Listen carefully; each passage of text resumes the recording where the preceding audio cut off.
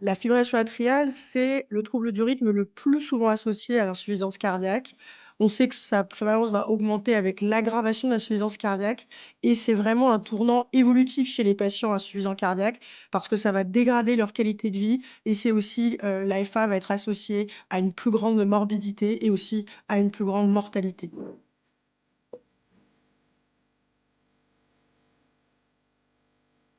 Alors, la prise en charge de la fibrillation atriale en ville, elle va s'axer d'abord sur l'anticoagulation. Il va falloir évaluer le risque thromboembolique des patients en s'aidant du score de risque SHATS-VA, qui a été réévalué récemment, et introduire en première intention, privilégier les anticoagulants directs plutôt que les antivitamines K.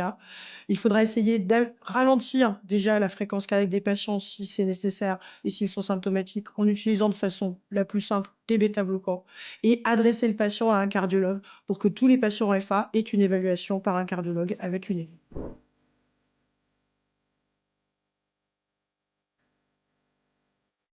Effectivement, le patient insuffisant cardiaque qui passe en FA, c'est un patient qui est à risque. Donc, je pense que le message vraiment important, c'est de se dire qu'un patient fragile, âgé ou insuffisant cardiaque doit être revu assez rapidement si on constate une fibrillation atriale. Il faudra penser à lui mettre des diurétiques, voire à les augmenter un petit peu pour éviter les signes de surcharge et rapidement l'adresser chez le cardiologue, voire l'adresser aux urgences si on constate des signes de mauvaise tolérance, car la progression des signes d'insuffisance cardiaque rapide doit faire suspecter l'apparition d'une cardiopathie induite par la fibrillation atriale.